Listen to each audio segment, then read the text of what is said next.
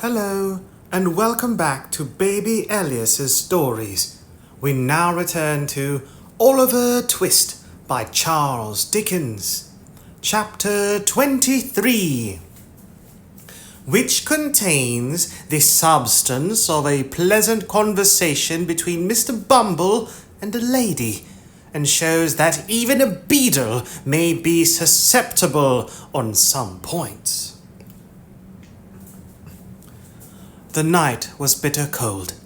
The snow lay on the ground, frozen into a hard, thick crust, so that only the heaps that had drifted into byways and corners were affected by the sharp wind that howled abroad, which, as if expending increased fury on such prey as it found, caught it savagely up in clouds, and whirling it into 1,000 misty eddies, scattered it in air.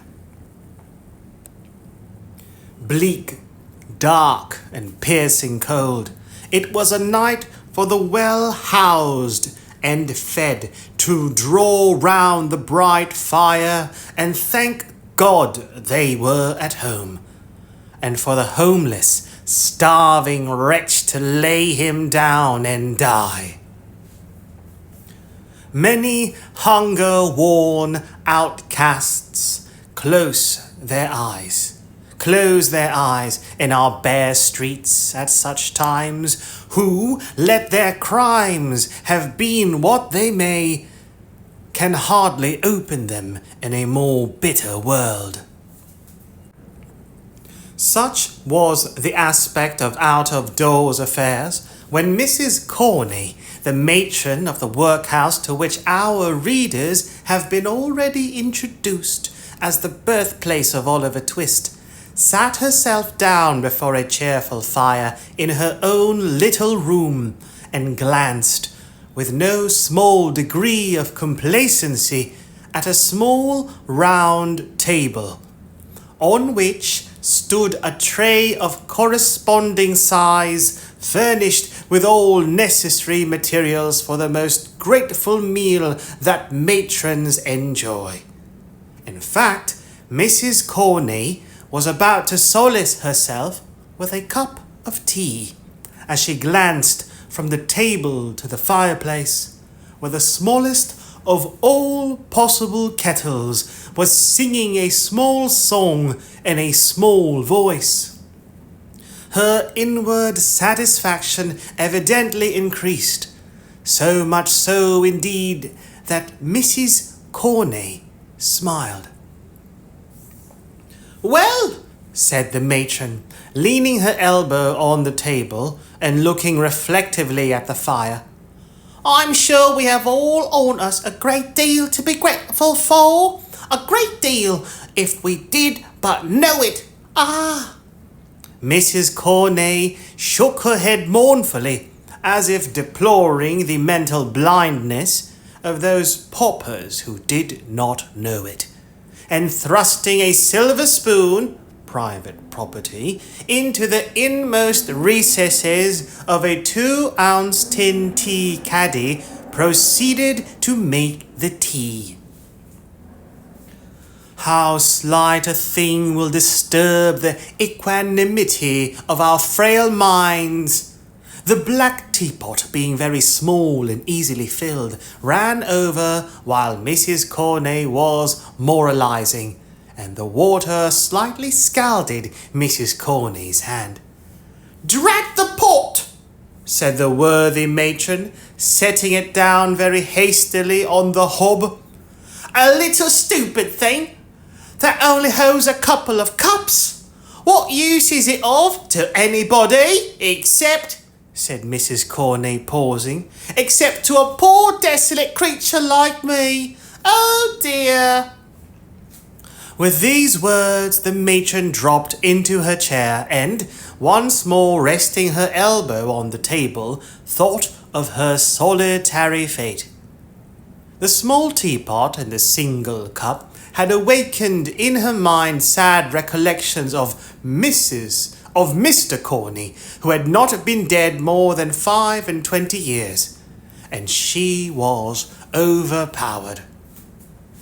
"I shall never get another," said Mrs. Corney pettishly.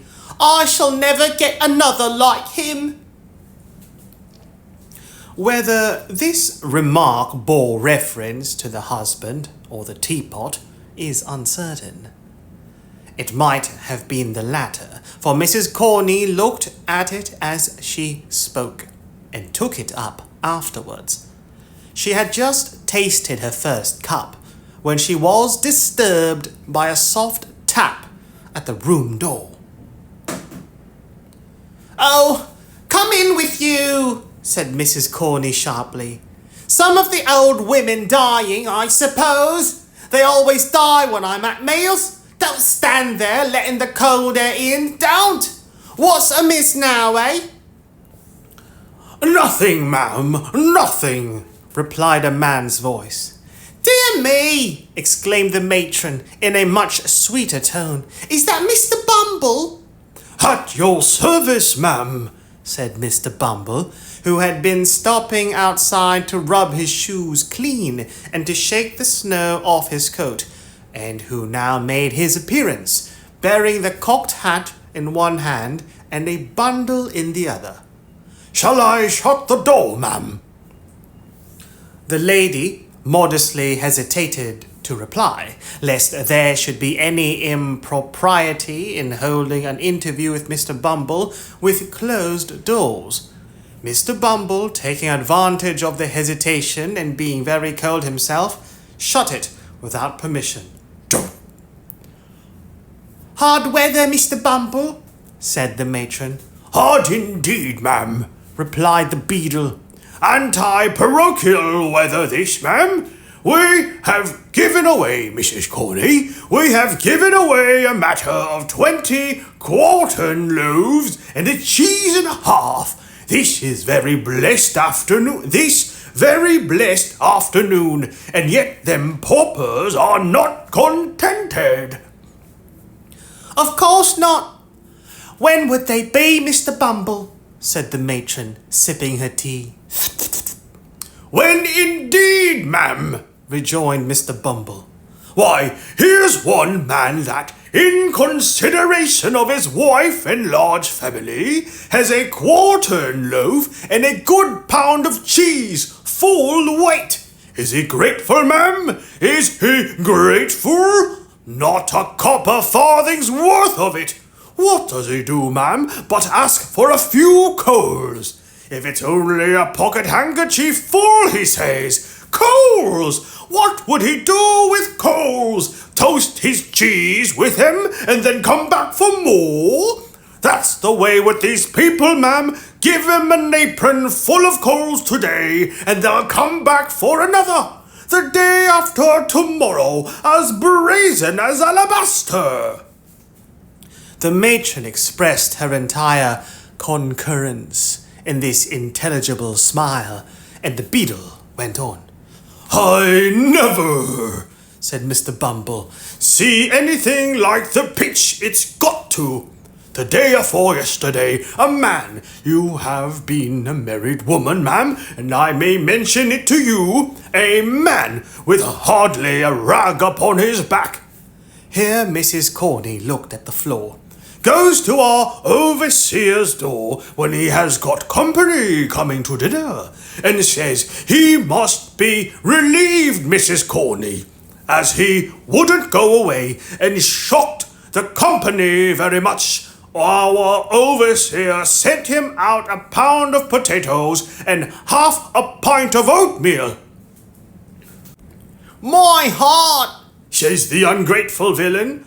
"What's the use of this to me? You might as well give me a pair of iron spectacles." "Very good," says our overseer, taking him away again. "You won't get anything else here." "Then I'll die in the streets," says the vagrant. "Oh, no, you won't," says our overseer. "Ha ha! That was very good. So like Mr. Granite, wasn't it?" interposed the matron. Well, Mr. Bumble? Well, ma'am, rejoined the Beadle, he went away and he did die in the streets. There's a obstinate pauper for you. It beats anything I could have believed, observed the matron emphatically. But don't you think out of door relief a very bad thing anyway, Mr. Bumble? You're a gentleman of experience and ought to know. Come. Mrs. Corney, said the Beadle, smiling as men smile who are conscious of superior information. Out of door relief, properly managed, ma'am, is the parochial safeguard. The great principle of out of door relief is to give the paupers exactly what they don't want, and then they get tired of coming. Dear me, exclaimed Mrs. Corney. Well, that is a good one too. Yes, betwixt you and me, ma'am, returned Mr. Bumble. That's the great principle, and that's the reason why, if you look at any cases that get into them audacious newspapers, you'll always observe that sick families have been relieved with slices of cheese. That's the rule now, Mrs. Corney, all over the country. But, however, said the Beadle, stopping to unpack his bundle, these are official streets, ma'am, not to be spoken of, except, as I may say, among the parochial officers, such as ourselves. This is the port wine, ma'am, that the board ordered for the infirmary. Real, fresh, genuine port wine, only out of the cask this forenoon, clear as a bell, and no sediment. Having held the first bottle up to the light, and shaking it well to test its excellence, Mr. Bumble placed them both on top of a chest of drawers, folded the handkerchief in which they had been wrapped, put it carefully in his pocket, and took up his hat as if to go. You'll have a very cold walk, Mr. Bumble, said the matron. It blows, ma'am, replied Mr. Bumble, turning up his coat collar. Enough to cut one's ears off. The matron looked from the little kettle to the Beadle, who was moving towards the door, and as the Beadle coughed, preparatory to bidding her good night, bashfully inquired whether he wouldn't take a cup of tea. Mr. Bumble instantaneously turned back his collar again, laid his hat and stick upon a chair, and drew another chair up to the table. As he slowly seated himself, he looked at the lady. She fixed her eyes upon the little teapot. Mr. Bumble coughed again, and slightly smiled. Mrs. Corney rose to get another cup and saucer from the closet. As she sat down, her eyes once again encountered those of the gallant Beadle. She coloured and applied herself to the task of making his tea. Again Mr. Bumble coughed, louder this time than he had coughed yet. Sweet, Mr. Bumble? Inquired the matron, taking up the sugar basin. Very sweet indeed, ma'am, replied Mr. Bumble. He fixed his eyes on Mrs. Corney as he said this, and if ever a Beadle looked tender, Mr. Bumble was that Beadle at that moment. The tea was made and handed in silence. Mr. Bumble, having spread a handkerchief over his knees to prevent the crumbs from sullying the splendour of his shorts, began to eat and drink, varying these amusements occasionally by fetching a deep sigh, which, however, had no injurious effect upon his appetite, but, on the contrary, rather seemed to facilitate his operations in the tea and toast department. You have a cat, ma'am, I see, said Mr. Bumble, glancing at one who, in the centre of her family, was basking before the fire. And kittens too, I declare. I am so fond of them, Mr. Bumble, you can't think, replied the matron. They're so happy, so frolicsome, and so cheerful that they are quite companions for me. Very nice animals, ma'am, replied Mr. Bumble approvingly. So very domestic. Oh, yes, rejoined the matron with enthusiasm. So fond of their home, too, that it's quite a pleasure, I'm sure.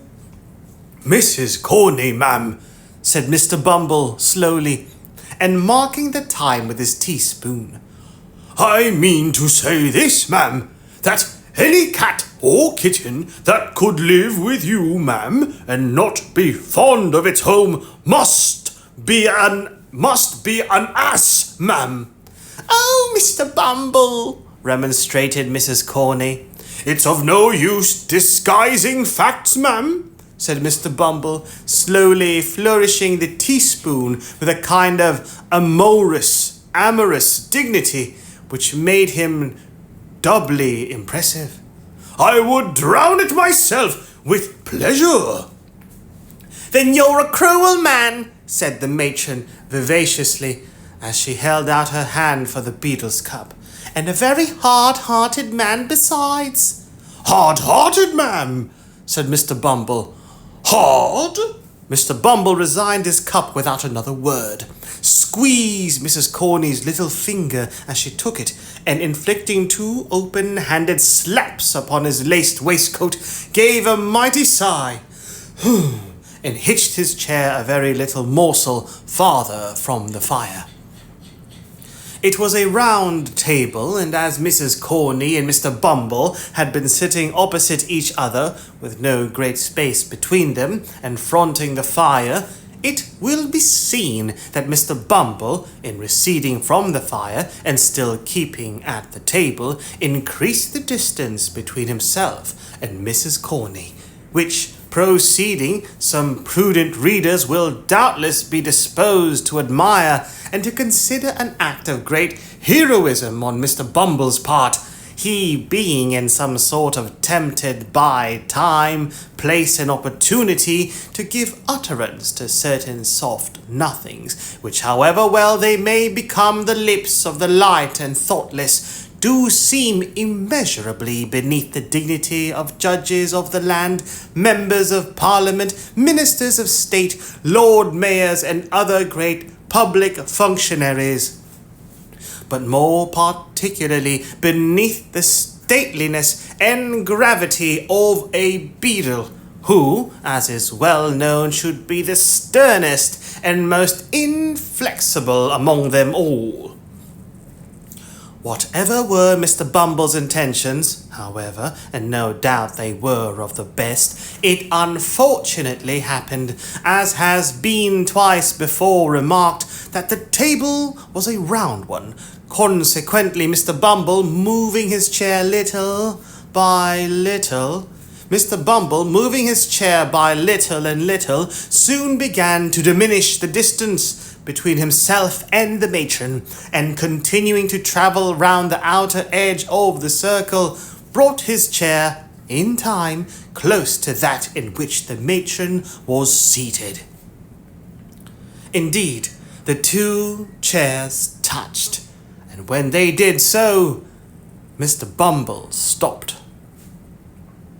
Now, if the matron had moved her chair to the right, she would have been scorched by the fire, and if to the left, she must have fallen into Mr. Bumble's arms. So, being a discreet matron, and no doubt foreseeing these consequences at a glance, she remained where she was, and handed Mr. Bumble another cup of tea. Hard-hearted Mrs. Corney, said Mr. Bumble, stirring his tea and looking up into the matron's face. Are you hard-hearted Mrs. Corney?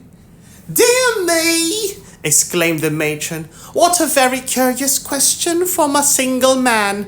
What can you want to know for, Mr. Bumble? The Beadle drank his tea to the last drop, finished a piece of toast, whisked the crumbs off his knees, wiped his lips, and deliberately kissed the matron. Mwah!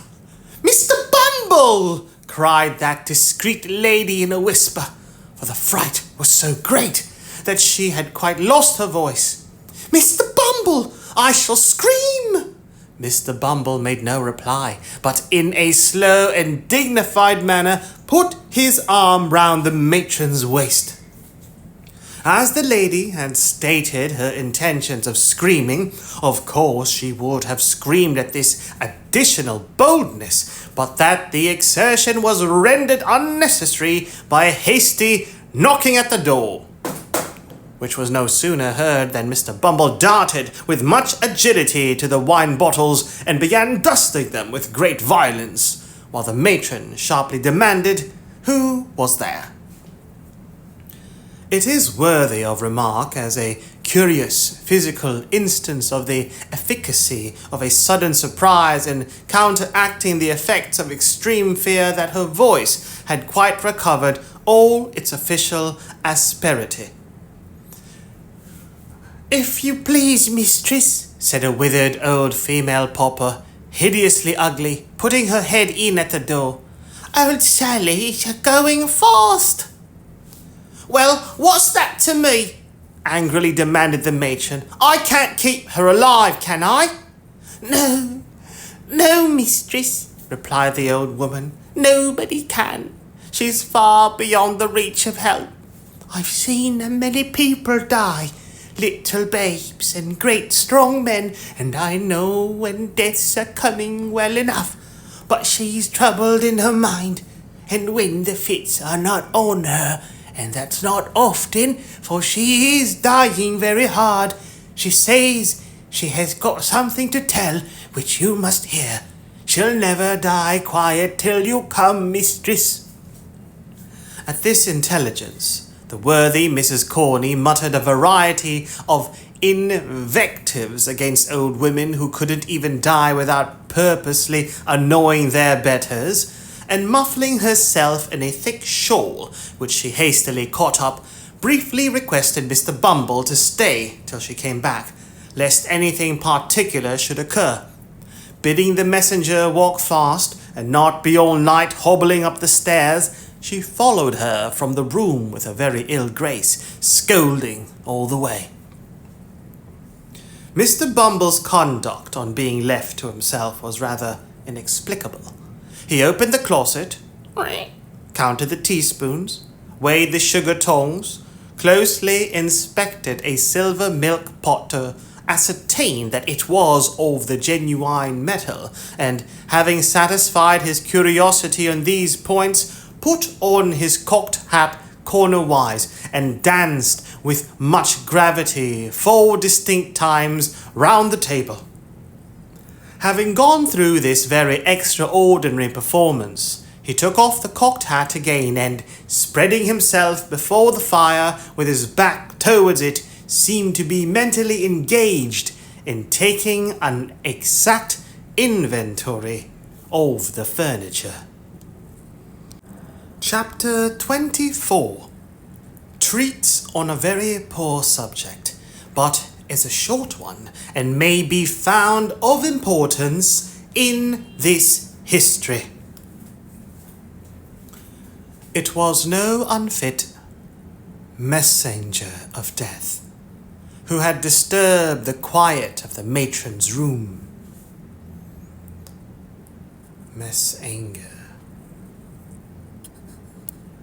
It was no unfit messenger of death, messenger of death, who had disturbed the quiet of the matron's room.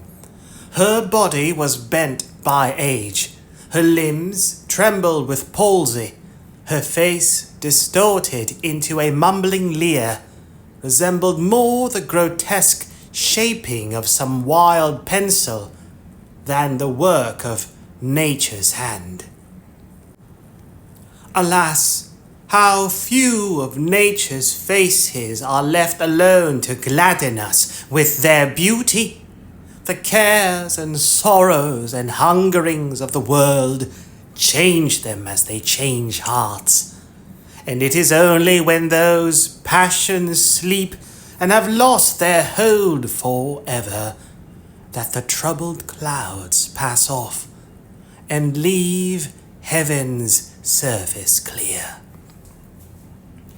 It is a common thing for the countenances of the dead, even in that fixed and rigid state, to subside into the long-forgotten expression of sleeping infancy and settle into the very look of early life.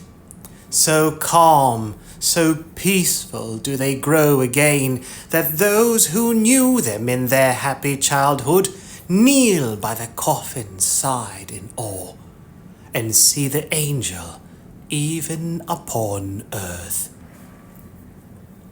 The old crone tottered alone in the passages and up the stairs, muttering some indistinct answers to the chidings of her companion, being at length compelled to pause for breath. She gave the light into her hand, and remained behind to follow as she might, while the more nimble superior made her way to the room where the sick woman lay. It was a bare garret room with a dim light burning at the farther end.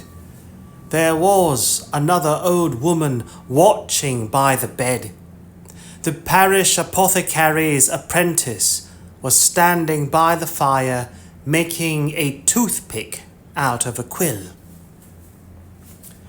"Cold night, Mrs. Corney," said this young gentleman as the matron entered. "Very cold indeed, sir," replied the mistress in her most civil tones, and dropping a curtsy as she spoke.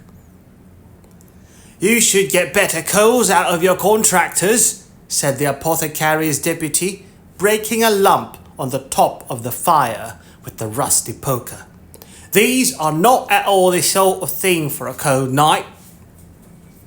"They're the board's choosing, sir," returned the matron. "The least they could do would be to keep us pretty warm, for our places are hard enough." The conversation was here interrupted by a moan from the sick woman. "Oh," said the young mag, turning his face towards the bed as if he had previously quite forgotten the patient. "It's all up there, Mrs. Corney." "It is it, sir?" asked the matron. "If she lasts a couple of hours, I shall be surprised," said the apothecary's apprentice, intent upon the toothpick's point. "It's a break-up of the system altogether. Is she dozing, old lady?" The attendant stooped over the bed to ascertain, and nodded in the affirmative. "Then perhaps she'll go off in that way, if you don't make a row," said the young man. "Put the light on the floor. She won't see it there." The attendant did as she was told, shaking her head meanwhile to intimate that the woman could not die so easily. Having done so, she resumed her seat by the side of the other nurse, who had by this time returned. The mistress, with an expression of impatience, wrapped herself in her shawl and sat at the foot of the bed.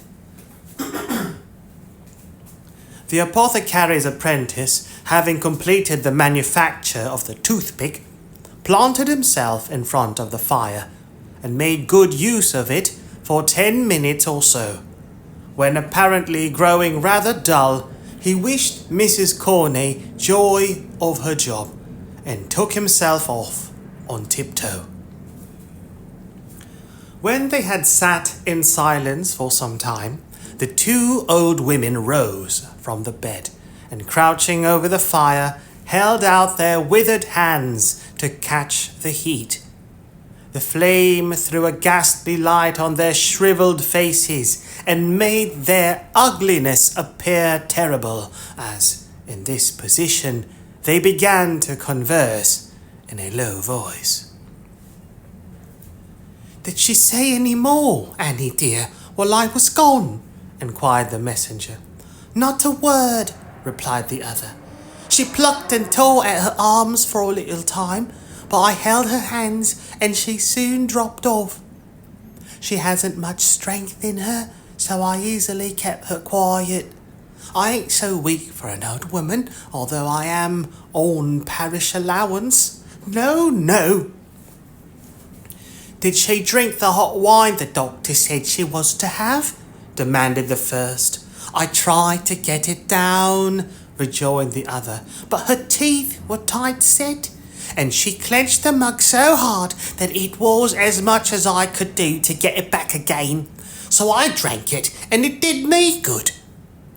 Looking cautiously round to ascertain that they were not overheard, the two hags cowered nearer to the fire and chuckled heartily. "I mind the time," said the first speaker, "when she would have done the same and made rare fun of it afterwards." "Aye, that she would," rejoined the other. "She had a merry heart." Many beautiful corpses she laid out, as nice and neat as waxwork. My old eyes have seen them, and those old hands touched them too, for I have helped her scores of times." Stretching forth her trembling fingers as she spoke, the old creature shook them exultingly before her face, and fumbling in her pocket, brought out an old, time-discoloured tin snuff box, from which she shook a few grains into the outstretched palm of her companion, and a few more into her own. While they were thus employed, the matron, who had been impatiently watching until the dying woman should awaken from her stupor, joined them by the fire, and sharply asked how long she was to wait. "Not long, mistress," replied the second woman, looking up into her face. "We have none of us long to wait for death. Patience, patience, he'll be here soon enough for us all." "Hold your tongue, you doting idiot," said the matron sternly. "You, Martha, tell me, has she been in this way before?" "Often," answered the first woman. "But will never be again," added the second one. "That is, she'll never wake again, but once, and mind, mistress, that won't be for long." "Long or short," said the matron snappishly, "she won't find me here when she does wake. Take care, both of you. How you worry me again for nothing. It's no part of my duty to see the old women in the house die, and I won't. That's more. Mind you, you impudent old harridans, if you make a fool of me again, I'll soon cure you, I warrant you." She was bouncing away when a cry from the two women who had turned towards the bed caused her to look round. The patient had raised herself upright and was stretching her arms towards them. "Who's that?" she cried in a hollow voice. "Hush, hush," said one of the women, stooping over her. "Lie down, lie down." "I'll never lie down again, alive," said the woman, struggling. "I will tell her. Come here, nearer. Let me whisper in your ear." She clutched the matron by the arm, and forcing her into a chair by the bedside, was about to speak, when, looking round, she caught sight of the two old women bending forward in the attitude of eager listeners. "Turn them away," said the woman drowsily. "Make haste, make haste." The two old crones, chiming in together, began pouring out many piteous lamentations that the poor dear was far too gone to know her best friends, and were uttering sundry protestations that they would never leave her when the superior pushed them from the room, closed the door, and returned to the bedside. On being excluded, the old ladies changed their tone and cried through the keyhole that old Sally was drunk, which indeed was not unlikely, since in addition to a moderate dose of opium prescribed by the apothecary, she was labouring under the effects of a final taste of gin and water, which had been privily administered in the openness of their hearts by the worthy old ladies themselves. "Now, listen to me," said the dying woman aloud, as if making a great effort to revive one latent spark of energy. "In this very room, in this very bed, I once nursed a pretty young creature that was brought into the house with her feet cut and bruised with walking and all soiled with dust and blood. She gave birth to a boy and died. Let me think, what was the year again?" "Never mind the year," said the impatient auditor. "What about her?" "Aye," murmured the sick woman, relapsing into her former drowsy state. "What about her? What about—" "I know!" she cried, jumping fiercely up, her face flushed and her eyes starting from her head. "I robbed her! So I did! She wasn't cold. I tell you, she wasn't cold when I stole it!" "Stole what, for God's sake?" cried the matron with a gesture as if she would call for help. "It!" replied the woman, laying her hand over the other's mouth. "The only thing she had. She wanted clothes to keep her warm and food to eat, but she had kept it safe and had it in her bosom. It was gold, I tell you, rich gold that might have saved her life." "Gold?" echoed the matron, bending eagerly over the woman as she fell back. Go on. Yes, what of it? Who was the mother? When was it?" "She charged me to keep it safe," replied the woman with a groan, "and trusted me as the only woman about her.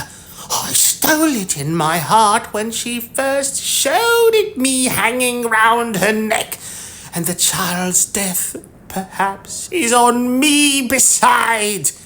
They would have treated him better if they had known it all." "Known what?" said the other. "Speak!" "The boy grew so like his mother," said the woman, rambling on and not heeding the question, "that I could never forget it when I saw his face. Poor girl! She was so young, too. Such a gentle lamb. Wait, there's more to tell. I have not told you all, have I?" No, replied the matron, inclining her head to catch the words as they came more faintly from the dying woman. "Be quick, or it may be too late." "The mother," said the woman, making a more violent effort than before.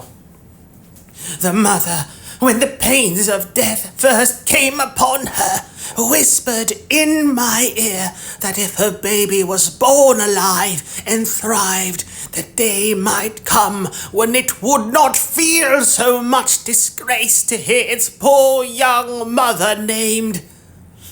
And oh, kind heaven, she said, folding her thin hands together, whether it be boy or girl, raise up some friends for it in this troubled world, and take pity upon a lonely, desolate child abandoned to its mercy." "The boy's name?" demanded the matron.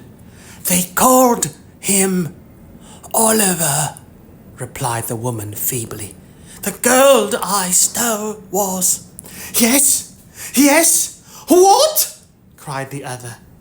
She was bending eagerly over the woman to hear her reply, but drew back instinctively as she once again rose, slowly and stiffly, into a sitting posture. Then, clutching the coverlid with both hands, muttered some indistinct sounds in her throat, and fell lifeless on the bed. "Stone dead!" said one of the old women, hurrying in as soon as the door was opened. "And nothing to tell, after all," rejoined the matron, walking carelessly away. The two crones, to all appearance, too busily occupied in the preparations for their dreadful duties to make any reply, were left alone, hovering about the body. Chapter 25, wherein this history reverts to Mr. Fagin and Company. While these things were passing in the country workhouse, Mr. Fagin sat in the old den, the same from which Oliver had been removed by the girl, brooding over a dull, smoky fire.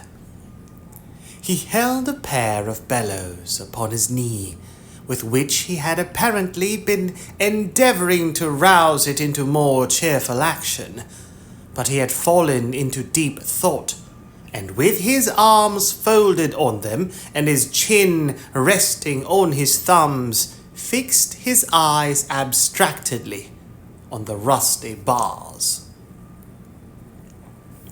At a table behind him sat the Artful Dodger, Master Charles Bates, and Mr. Chitling, all intent upon a game of whist. The Artful taking dummy against Master Bates and Mr. Chitling. The countenance of the first named gentleman, peculiarly intelligent at all times, acquired great additional interest from his close observance of the game, and his attentive perusal of Mr. Chitling's hand, upon which, from time to time, as occasion served, he bestowed a variety of earnest glances, wisely regulating his own play by the result of his observations upon his neighbour's cards. It being a cold night, the Dodger wore his hat, as indeed was often his custom within doors.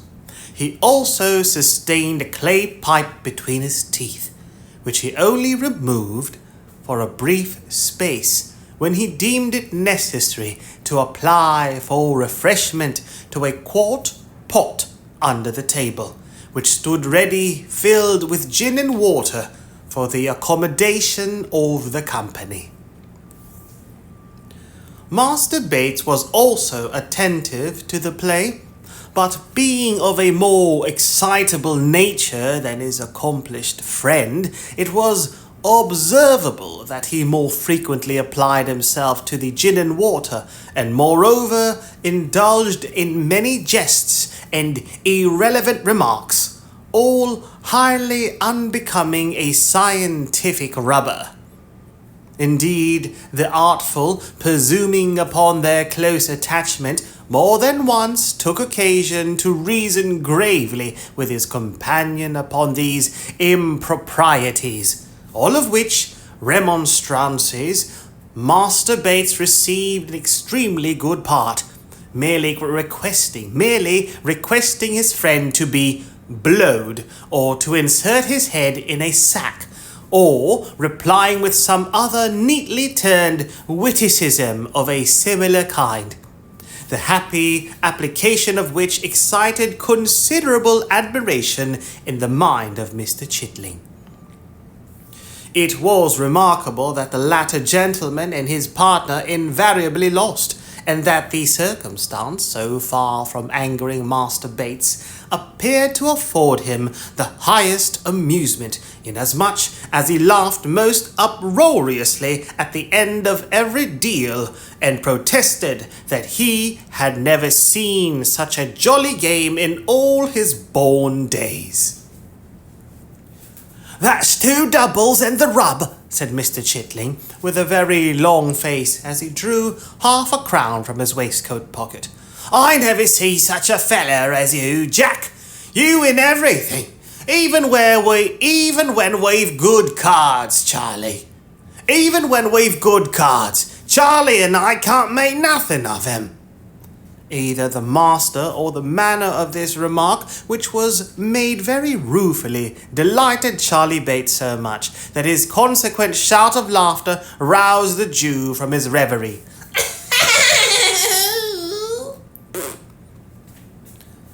And induced him to inquire what was the matter. Matter, Fagin? Cried Charlie. I wish you had watched the play. Tommy Chitling hasn't won a point, and I went partners with him against the Artful and Dumb. Aye, said the Jew, with a grin, which sufficiently demonstrated that he was at no loss to understand the reason. Try him again, Tom. Try him again. No more of it for me, thank ye, Fagin, replied Mr. Chitling. I've had enough. That 'ere dodger has such a run of luck that there's no standing again him. Ha ha ha, my dear, replied the Jew. You must get up every early in the morning to win against the dodger. Morning, said Charlie Bates. You must put your boots on overnight and have a telescope at each eye and an opera glass between your shoulders if you want to come over him. Mr. Dawkins received these handsome compliments with much philosophy, and offered to cut any gentleman in company for the first picture card at a shilling at a time. Nobody accepting the challenge, and his pipe being by this time smoked out, he proceeded to amuse himself by sketching a ground plan of Newgate on the table with the piece of chalk which had served him in lieu of counters, whistling meantime with peculiar shrillness. How precious dull you are, Tommy, said the Dodger, stopping short when there had been a long silence, and addressing Mr. Chitling. What do you think he's thinking of, Fagin? How should I know, my dear? Replied the Jew, looking round as he plied the bellows. About his losses, maybe, or the little retirement in the country that he's just left, eh? Is that it, my dear? Not a bit of it, replied the Dodger, stopping the subject of discourse as Mr. Chitling was about to reply. What do you say, Charlie? I should say, replied Master Bates with a grin, that he was uncommon sweet upon Betsy. See how he's a blushing? Oh my eye! Here's a merry-go-rounder. Tommy Chitling's in love. Oh, Fagin! Fagin! What a spree! Thoroughly overpowered with the notion of Mr. Chitling being the victim of the tender passion, Master Bates threw himself back in his chair with such violence that he lost his balance and pitched over upon the floor, where, the accident abating nothing of his merriment, he lay at full length until his laugh was over, when he resumed his former position and began another laugh. Never mind him, my dear, said the Jew, winking at Mr. Dawkins and giving Master Bates a reproving tap with the nozzle of the bellows. Betsy's a fine girl. Stick up to her, Tom, stick up to her. What I meant to say, Fagin, replied Mr. Chitling, very red in the face, is that there isn't anything to anybody here. No more it is, replied the Jew. Charlie will talk. Don't mind him, my dear. Don't mind him. Betsy's a fine girl. Do as she bids you, Tom, and you will make your fortune. So I do as she bids me, replied Mr. Chitling. "I shouldn't have been milled if it hadn't been for her advice. But it turned out a good job for you, didn't it, Fagin? And what 6 weeks of it? It must come some time or another, and why not in the winter time, when you don't want to go out a walking so much, eh, Fagin?" "Ah, to be sure, my dear," replied the Jew. "You wouldn't mind it again, Tom, would you?" asked the Dodger, winking upon Charlie and the Jew. "If Bet was all right." "I mean to say that I shouldn't," replied Tom angrily. "Ah, there now, who'll say as much as that, I should like to know, hey, Fagin?" "Nobody, my dear," replied the Jew. "Not a soul, Tom. I don't know one of them that would do it besides you. Not one of them, my dear." "I might have got clear off if I'd split upon her, mightn't I, Fagin?" Angrily pursued the poor half-witted dupe. "A word from me would have done it, wouldn't it, Fagin?" "To be sure it would, my dear," replied the Jew. "But I didn't blab it, did I, Fagin?" demanded Tom, pouring question upon question with great volubility. No, to be sure," replied the Jew. "You were too stout-hearted for that. A deal too stout, my dear." "Perhaps I was," rejoined Tom, looking round. "And if I was, what's to laugh at in that, Fagin?" The Jew, perceiving that Mr. Chitling was considerably roused, hastened to assure him that nobody was laughing, and to prove the gravity of the company, appealed to Master Bates, the principal offender.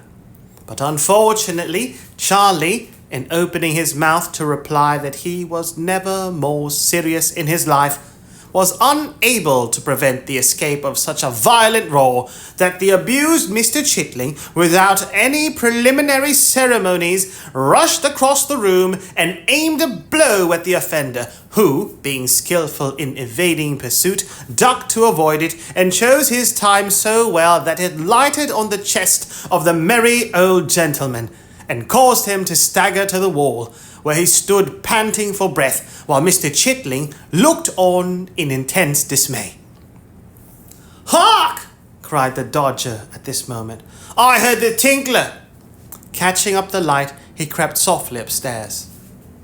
Cling, cling, cling! The bell was rung again, with some impatience, while the party were in darkness. After a short pause, the Dodger reappeared, and whispered Fagin mysteriously. "What?" cried the Jew. "Alone?" The Dodger nodded in the affirmative, and shaded the flame of the candle with his hand, gave Charlie Bates a private intimation, in dumb show, that he had better not be funny just then. Having performed this friendly office, he fixed his eyes on the Jew's face, and waited and awaited his directions. The old man bit his yellow fingers and meditated for some seconds, his face working with agitation the while, as if he dreaded something and feared to know the worst. At length, he raised his head. "Where is he?" he asked. The Dodger pointed to the floor above and made a gesture as if to leave the room. "Yes," said the Jew, answering the mute inquiry. "Bring him down." "Hush! Quiet, Charlie. Gently, Tom. Scares. This brief direction to Charlie Bates and his recent antagonist was softly and immediately obeyed.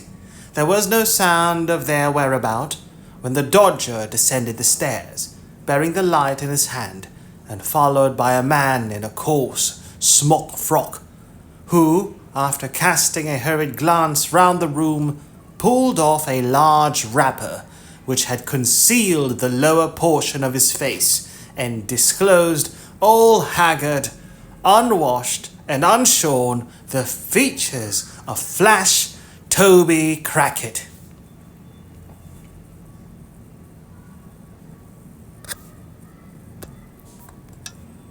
"How are you, Fagin?" said this worthy, nodding to the Jew. "Pop that shawl away in my castor, Dodger, so that I may know where to find it when I cut. That's the time of day. You'll be a fine young cracksman afore the old fire now." With these words he pulled up the smock frock and, winding it round his middle, drew a chair to the fire and placed his feet upon the hob. "See there, Fagway," he said, pointing disconsolately to his top boots. "Not a drop of day, and Martin, since you know when. Not a bubble of blacking, by Jove! But don't look at me in that way, man. All in good time. I can't talk about business till I've eat and drank. So produce the sustenance, and let's have a quiet fill out for the first time these 3 days." The Jew motioned to the Dodger to place what eatables there were upon the table, and seating himself opposite the housebreaker, waited his leisure. To judge from appearances, Toby was by no means in a hurry to open the conversation. At first, the Jew contented himself with patiently watching his countenance, as if to gain from its expression some clue to the intelligence he brought, but in vain. He looked tired and worn, but there was the same complacent repose upon his features that they always wore, and through dirt and beard and whisker there still shone, unimpaired, the self-satisfied smirk of Flash Toby Crackit. Then the Jew, in an agony of impatience, watched every morsel he put into his mouth, pacing up and down the room meanwhile in irrepressible excitement. It was all of no use. Toby continued to eat with the utmost outward indifference until he could eat no more. Then, ordering the Dodger out, he closed the door, mixed a glass of spirits and water, cling, cling, cling, cling, and composed himself for talking. "First and foremost, Fagway," said Toby. Yes, interposed the Jew, drawing up his chair. Mr. Crackit stopped to take a draught of spirits and water, and to declare that the gin was excellent. Then, placing his feet against the low mantelpiece so as to bring his boots to about the level of his eye, he quietly resumed. "First and foremost, Fagway," said the housebreaker, "how's Bill?" "What?" screamed the Jew, starting from his seat. "Why, you don't mean to say," began Toby, turning pale. "Mean!" cried the Jew, stamping furiously on the ground. "Where are they? Sykes and the boy? Where are they? Where have they been? Where are they hiding? Why have they not been here?" "The crack failed," said Toby faintly. "I know it," replied the Jew, tearing a newspaper from his pocket, and pointing to it. "What more?" "They fired and hit the boy. We cut over the fields at the back, with him between us, straight as the crow flies. Through hedge and ditch, they gave chase. Dame! The whole country was awake and the dogs upon us. The boy! Bill had him on his back and scudded like the wind. We stopped to take him between us. His head hung down and he was cold. They were close upon our heels, every man for himself, and each from the gallows. We parted company and left the youngster lying in a ditch, alive or dead. That's all I know about him." The Jew stopped to hear no more, but uttering a loud yell, and twining his hands in his hair, rushed from the room and from the house. Chapter 26, in which a mysterious character appears upon the scene, and many things inseparable from this history are done and performed. The old man had gained the street corner before he began to recover the effect of Toby Crackett's intelligence. He had relaxed nothing of his unusual speed, but was still pressing onward in the same wild and disordered manner, when the sudden dashing past of a carriage, and a boisterous cry from the foot passengers who saw his danger, drove him back upon the pavement. Avoiding, as much as was possible, all the main streets, and skulking only through the byways and alleys, he at length emerged on Snow Hill. Here he walked even faster than before, nor did he linger until he had again turned into a court, when, as if conscious that he was now in his proper element, he fell into his usual shuffling pace, and seemed to breathe more freely. Near to the spot on which Snow Hill and Holborn Hill meet, opens upon the right hand as you come out of the city, a narrow and dismal alley leading to Saffron Hill.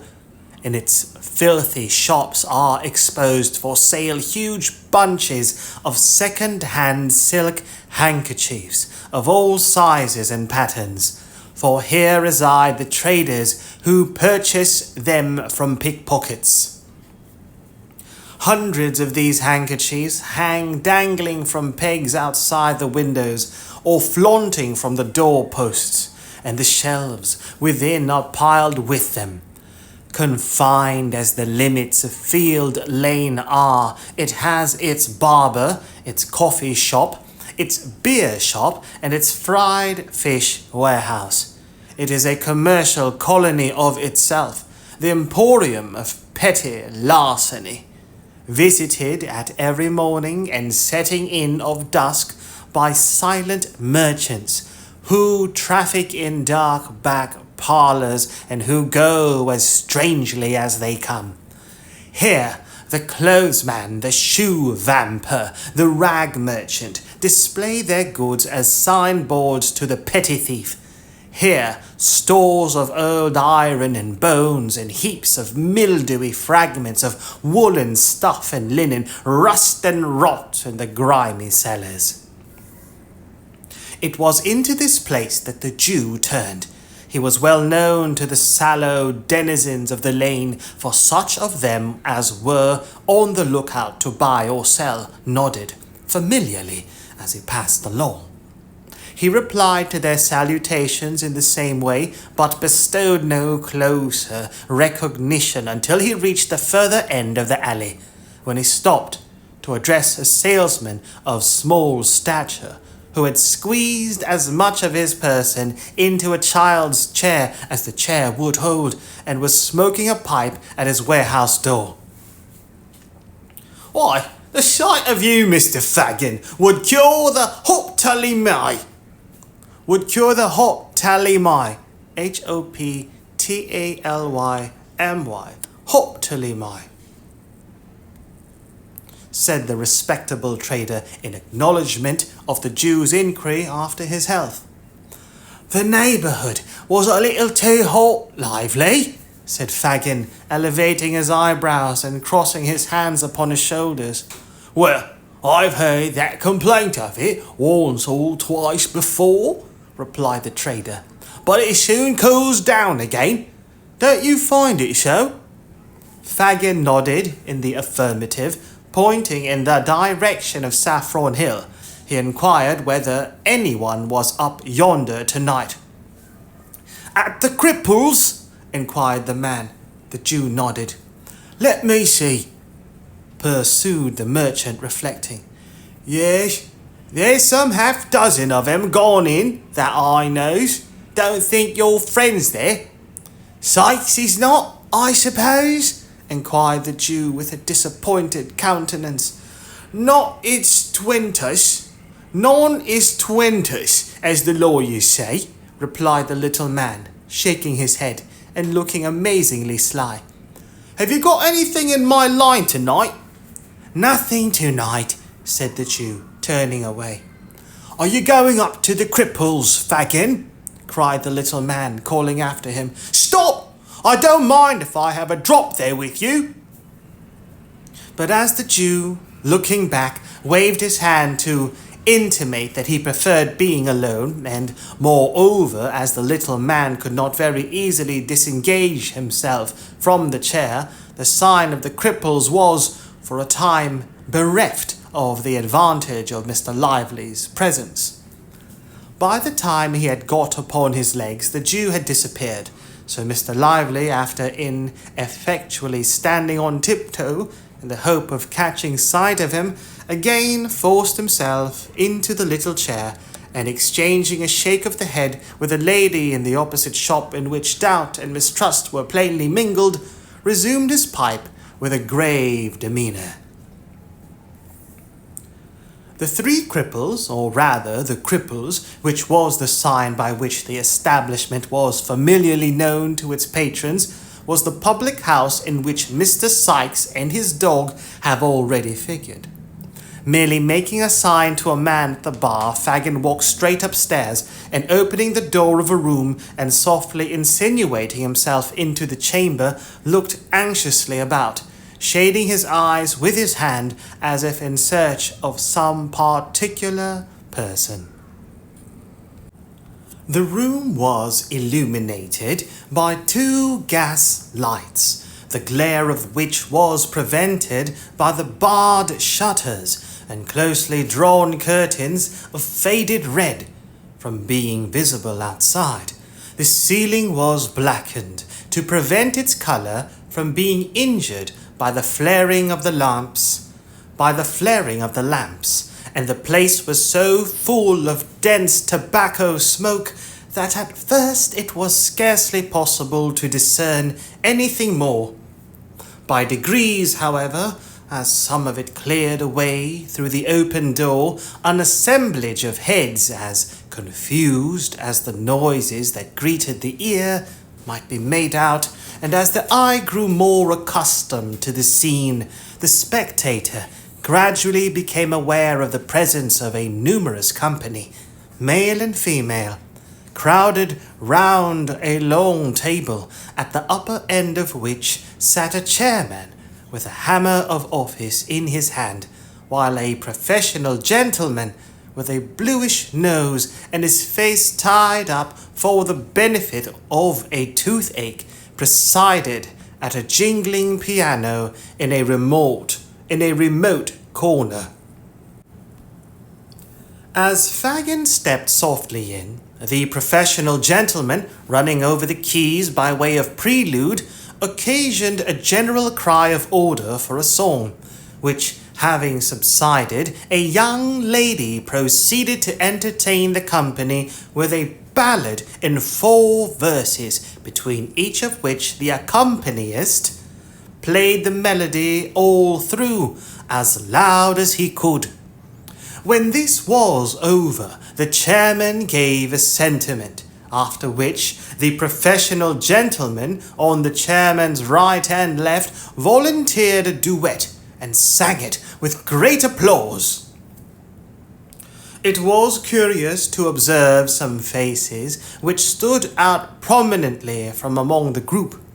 There was the chairman himself, the landlord of the house, a coarse, rough, heavy-built fellow who, while the songs were proceeding, rolled his eyes hither and thither, and seeming to give himself up to joviality, had an eye for everything that was done, and an ear for everything that was said, and sharp ones too.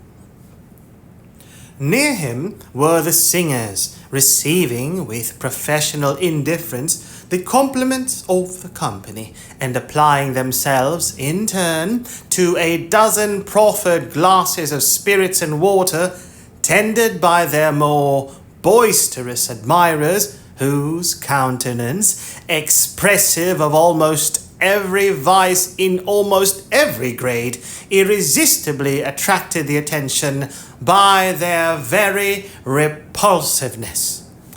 Cunning, ferocity, and drunkenness in all its stages were there, in their strongest aspect. And women, some with the last lingering tinge of their early freshness almost fading as you looked, others with every mark and stamp of their sex utterly beaten out and presenting but one loathsome blank of profligacy. Profligacy. Profligacy. Profligacy. Profligacy. Reckless extravagance or wastefulness in the use of resource. Licentious or dissolute behavior. Debauch. Profligacy. Others with every mark and stamp of their sex utterly beaten out and presenting but one loathsome blank of profligacy and crime, some mere girls, others but young women, and none past the prime of life, form the darkest and saddest portion of this dreary picture. Fagin, troubled by no grave emotions, looked eagerly from face to face while these proceedings were in progress, but apparently without meeting that of which he was in search. Succeeding at length in catching the eye of the man who occupied the chair, he beckoned to him slightly and left the room as quietly as he had entered it.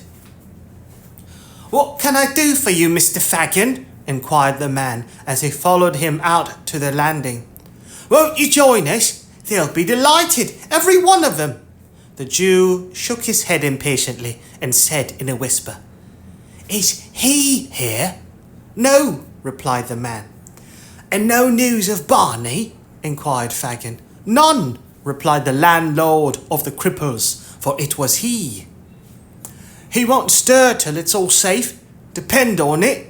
They're on the scent down there, and if he moved, he'd blow upon the thing at once.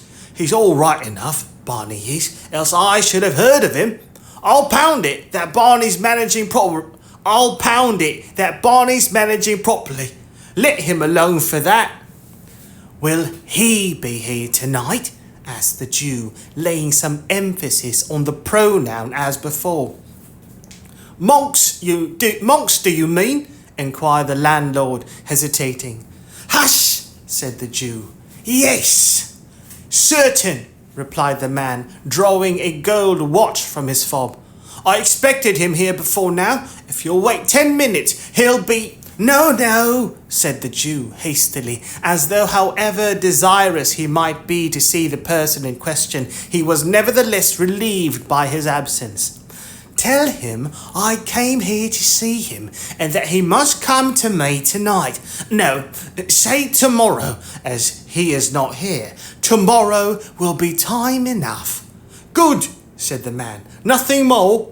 "Not a word now," said the Jew, descending the stairs.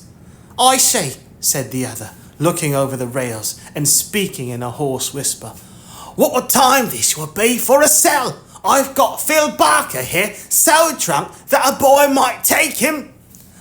"Ah, but it's not Phil Barker's time," said the Jew, looking up. "Phil has something more to do before we can afford to part with him. So go back to the company, my dear, and tell them to lead merry lives while they last."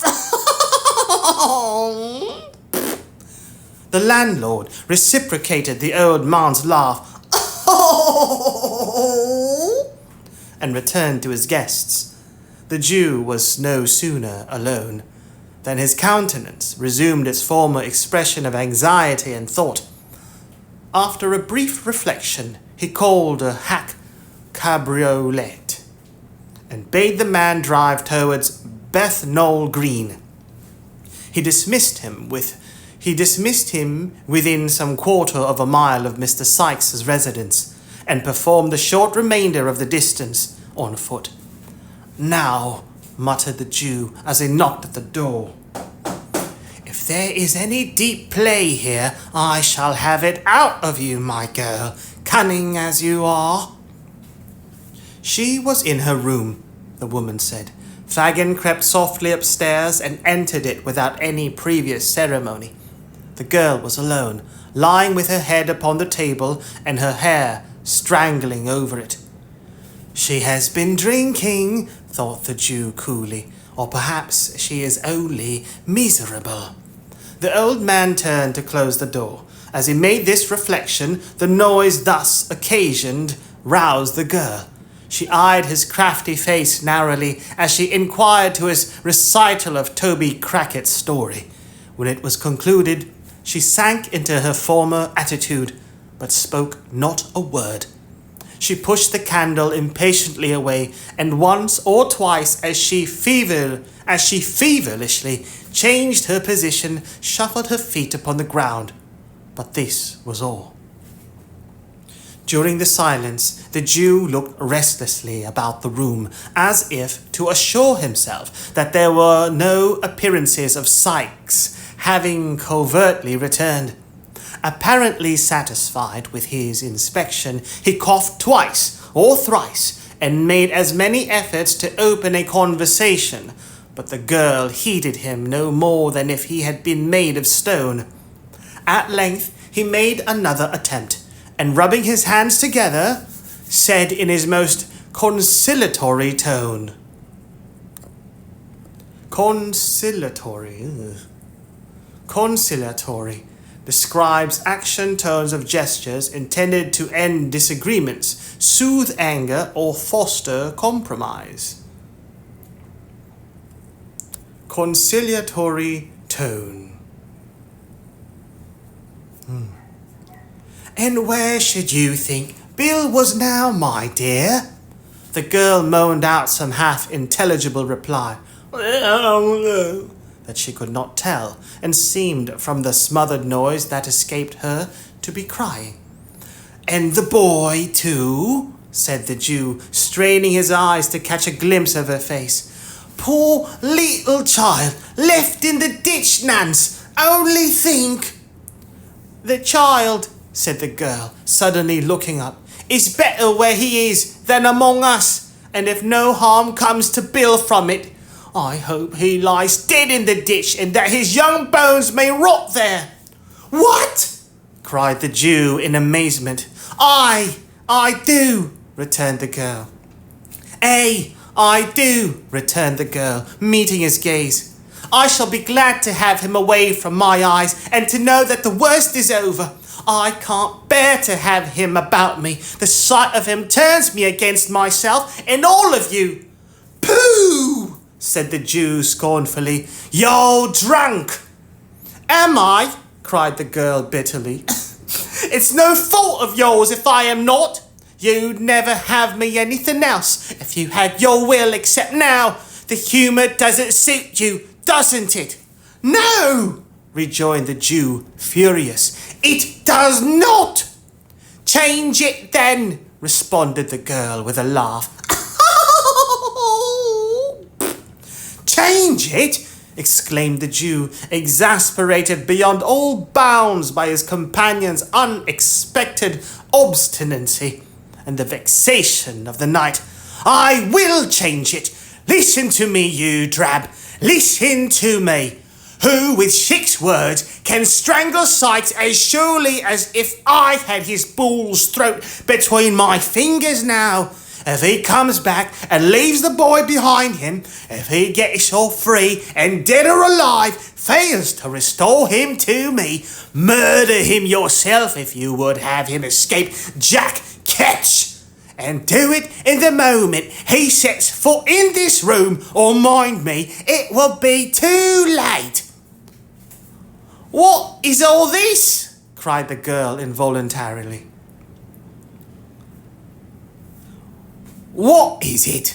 pursued Fagin, mad with rage. "When the boy's worth hundreds of pounds to me, am I to lose what chance threw me in the way of getting safely?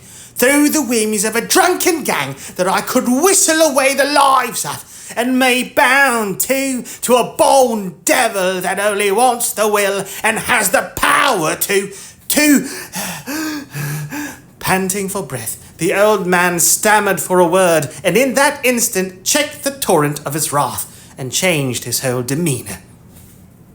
A moment before, his clenched hands had grasped the air, his eyes had dilated, and his face grown livid with passion. But now he shrunk into a chair, and cowering together, trembled with the apprehension of having himself disclosed some hidden villainy. After a short silence, he ventured to look round at his companion. He appeared somewhat reassured on beholding her in the same listless attitude from which he had first roused her. "Nancy, dear," croaked the Jew in his usual voice, "did you mind me, dear?" "Don't worry me now, Fagin," replied the girl, raising her head languidly. "If Bill has not done it this time, he will another. He has done many a good job for you, and will do many more when he can, and when he can't, he won't, so no more about that." "Regarding this boy, my dear," said the Jew, rubbing the palms of his hands nervously together. "The boy must take his chance with the rest," interrupted Nancy hastily. "And I say again, I hope he is dead and out of harm's way, and out of yours. That is, if Bill comes to no harm, and if Toby got clear off, Bill's pretty sure to be safe, for Bill's worth two of Toby any time." "And about what I was saying, my dear," observed the Jew, keeping his glistening eye steadily upon her. "You must say it all over again if it's anything you want me to do," rejoined Nancy. "And if it is, you had better wait till tomorrow. You put me up for a minute, but now I'm stupid again." Fagin put several other questions, all with the same drift of ascertaining whether the girl had profited by his unguarded hints, but she answered them so readily and was withal so utterly unmoved by her searching looks that his original impression of her being more than a trifle in liquor was confirmed. Nancy, indeed, was not exempt from a failing which was very common among the Jews' female pupils, and in which, in their tenderer years, they were rather encouraged than checked. Her disordered appearance and a wholesale perfume of Geneva, which pervaded the apartment, afforded strong confirmatory evidence of the justice of the Jews' supposition. And when, after indulging in the temporary display of violence above described, she subdued, first into dullness and afterwards into a compound of feelings, under the influence of which she shed tears one minute, and in the next gave utterance to various exclamations of "Never say die!" and divers calculations as to what might be the amount of the odds so long as a lady or gentleman was happy. Mr. Fagin, who had had considerable experience of such matters in this time, saw with great satisfaction that she was very far gone indeed. Having eased his mind by this discovery, and having accomplished his twofold object of imparting to the girl what he had that night heard, and of ascertaining with his own eyes that Sykes had not returned, Mr. Fagin again turned his face homeward, leaving his young friend asleep with her head upon the table.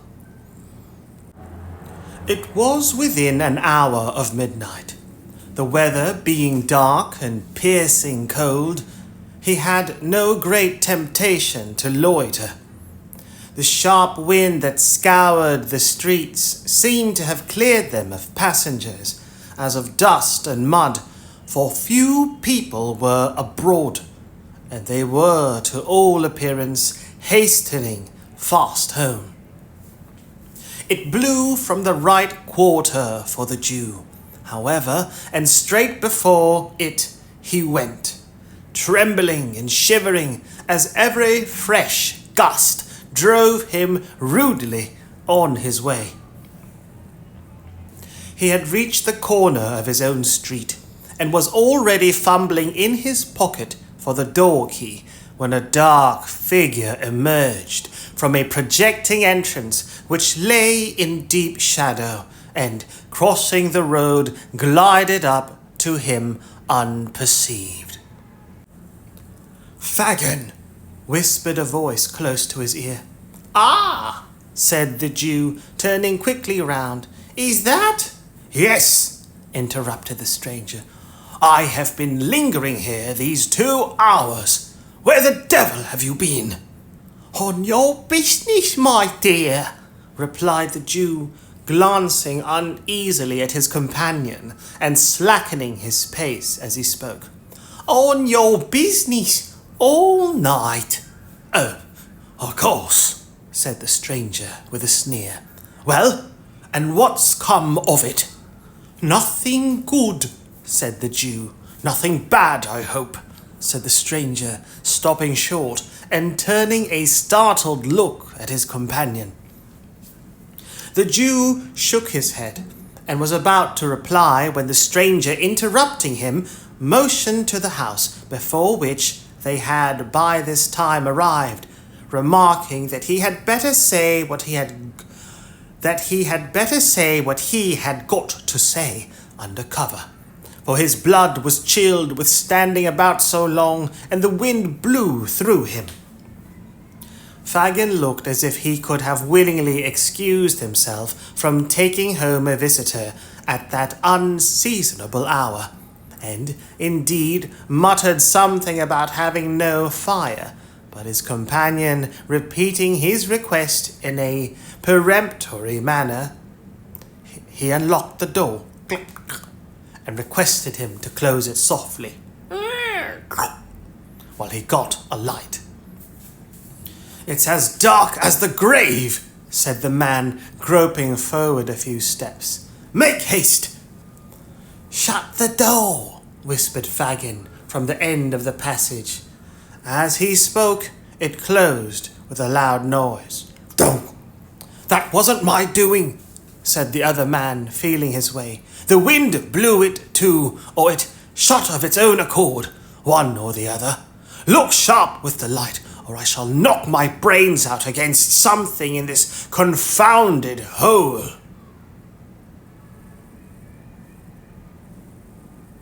Fagin stealthily descended the kitchen stairs.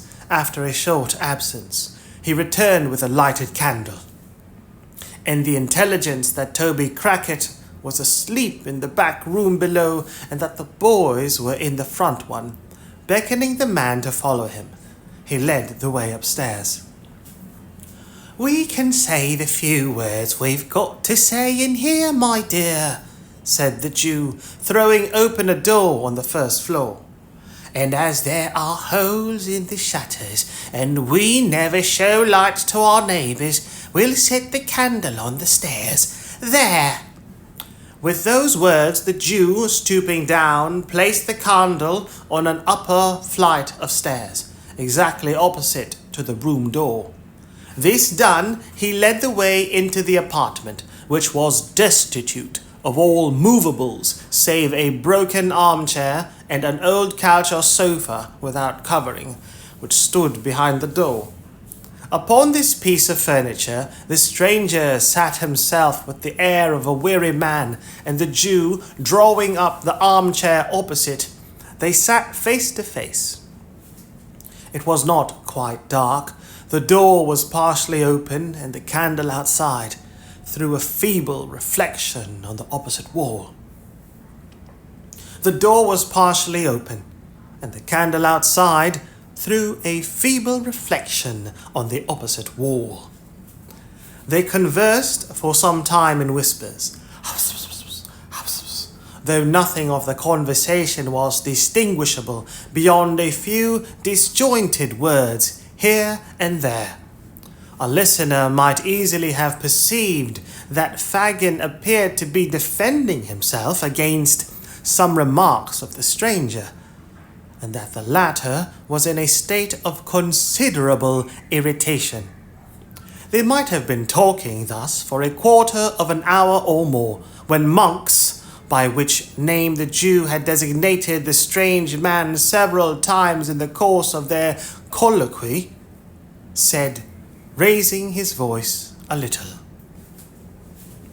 "I'll tell you again, it was badly planned. Why not have kept him here among the rest, and made a sneaking, snivelling pickpocket of him at once?" "Only hear him!" exclaimed the Jew, shrugging his shoulders. "Why, do you mean to say you couldn't have done it if you had chosen?" demanded Monks sternly. "Haven't you done it with other boys scores of times? If you had had patience for a 12-month at most, couldn't you have got him convicted and sent safely out of the kingdom, perhaps for life?" "Whose turn would that have served, my dear?" inquired the Jew humbly. "Mine," replied Monks. "But not mine," said the Jew submissively. "He might have become of use to me. When there are two parties to bargain, it is only reasonable that the interests of both should be consulted. Is it, my good friend?" "What then?" demanded Monks. "I saw it was not easy to train him to the business," replied the Jew. "He was not like other boys in the same circumstances." "Curse him, no!" muttered the man, "or he would have been a thief long ago." "I had no hold upon him to make him worse," pursued the Jew, anxiously watching the countenance of his companion. "His hand was not in. I had nothing to frighten him with, which we always must have in the beginning, or we labour in vain. What could I do? Send him out with the Dodger and Charlie? We had enough of that at first, my dear. I tremble for us all." "That was not my doing," observed Monks. No, my dear," renewed the Jew, "and I don't quarrel with it now, because if it had never happened, you might never have clapped eyes on the boy to notice him, and so led to the discovery that it was him you were looking for. Well, I got him back for you by means of the girl, and then she begins to favour him." "Throttle the girl," said Monks impatiently. "Why, we can't afford to do that just now, my dear," replied the Jew, smiling. "And besides, that sort of thing is not in our way, or one of these days I might be glad to have done it. I might be glad to have it done. I know what these girls are, Monks. Well, as soon as the boy begins to harden, she'll care no more for him than for a block of wood. You want him made a thief. If he is alive, I can make him one from this time, and if, said the Jew, drawing nearer to the other, it's not likely, mind, but if the worst comes to the worst, and he is dead—" "It's no fault of mine if he is," interposed the other man, with a look of terror and clasping the Jew's arm with trembling hands. "Mind that, Fagin! I had no hand in it. Anything but his death. I told you from the first. I won't shed blood. It's always found out and haunts a man besides. If they shot him dead, I was not the cause. Do you hear me? Fire this infernal den! What's that?" "What?"